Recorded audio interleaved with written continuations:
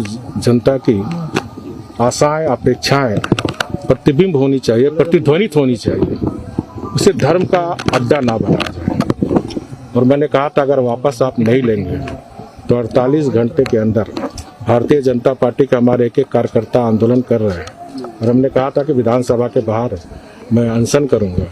और उसी क्रम में आज भारतीय जनता पार्टी के हजारों कार्यकर्ता अरगोड़ा चौक से ये 2 मांग जो हमारी स्थानीय नीति जो हमने बनाई थी, जिसमें हिंदी भाषा भाषी सहित जो भोजपुरी है, मंगिका है, अंगिका है, मैथिली है, उर्दू, बंगला, साथ ही जनजाति भाषा को हमने स्थानीय नीति में परिभाषित किया था।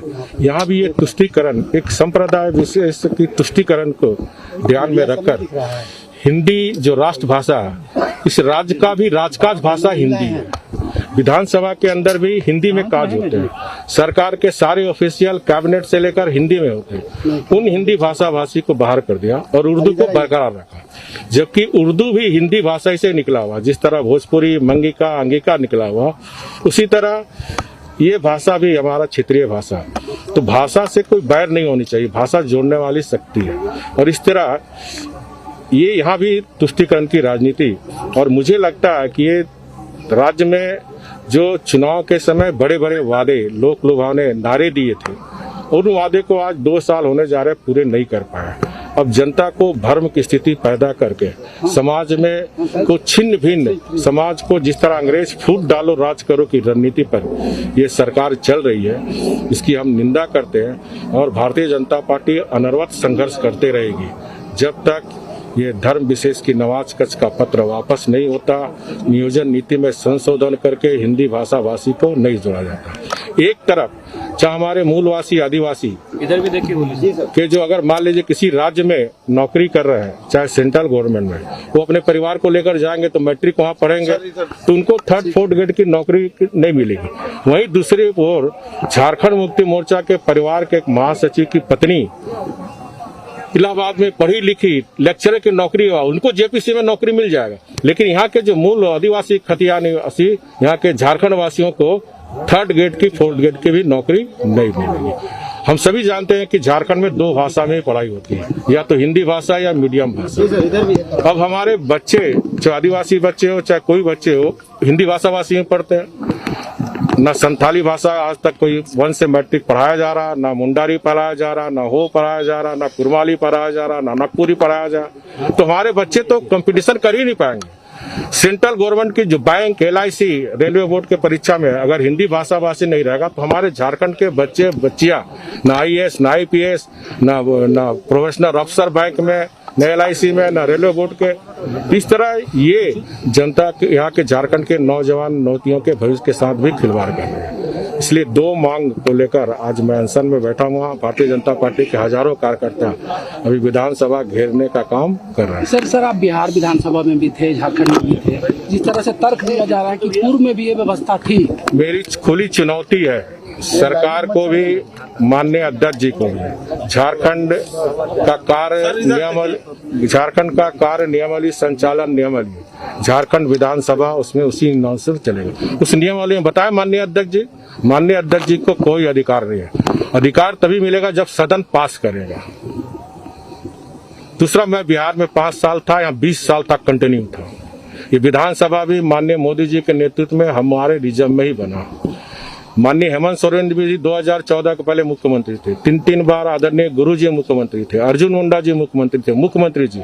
एक परंपरा चली आ रही थी बिहार में भी, आधा घंटा पहले, लंच के पहले आधा घंटा शुक्रवार को एडजॉर्न हो जाते थे, ताकि हमारे मुस्लिम जो अल्पसंख्यक विधायक है अपने घर पे जाकर 1.5 घंटा समय मिलता है, या फिर कहीं भी आप अपने विधानसभा कैंपस में, ये परंपरा चली आ रही है। मैं टाटा कंपनी में मजदूर था, मेरे साथ मुस्लिम कामगार भी थे। तो जब मुस्लिम कामगार 12:30 बजे शुक्रवार को कहीं साइड में बोरा बिछाकर अपना अनजान कर लेते थे। इस तरह की परंपरा चली आ रही है, मैं इससे इनकार नहीं करता हूँ। लेकिन पत्र खुली चुनौती है सरकार को, माननीय विधानसभा को अध्यक्ष को, अगर बिहार में कोई पत्र निकला तो आप दिखाएं पारदर्शी ढंग से। अगर झारखंड में 20 साल में अगर किसी ने पत्र निकाला तो दिखाएं। आप लोग भी प्रेस को कवर कर रहे हैं, कभी इस तरह का पत्र कहीं निकला? इसलिए यहाँ भी ये गुमराह करने का काम सदन के द्वारा माननीय अध्यक्ष जी के द्वारा हो रही है। मैं इसकी भर्त्सना करता हूँ। माननीय अध्यक्ष जी सभी के अध्यक्ष है, एक संवैधानिक पद है और इस तरह संवैधानिक पद में बैठा हुआ व्यक्ति को इस तरह का बात, इस तरह का कार्य करना नहीं चाहिए। काम करते करते शुक्रवार को आधा घंटा कहीं साइड में जाकर जान कर लो। यहाँ भी विधानसभा में भी था, बिहार में भी था, कोई पत्र दिखा? खुली चुनौती है सरकार और माननीय अध्यक्ष जी को, और इनको अधिकार भी नहीं है। अधिकार सदन देगा, क्योंकि बिहार झारखंड कार्य नियमावली शौचालय में कहीं नहीं है इस तरह का कोई नियमावली। अगर उनको कुछ बदलाव करना तो सदन परमिशन देगा कि हाँ एक कक्ष आपको आवंटित करते हैं। सदन परमिशन देगा। संविधान से न मुख्यमंत्री ऊपर है, न रघुवर दास ऊपर है, न माननीय विधानसभा के अध्यक्ष। अब तो चूंकि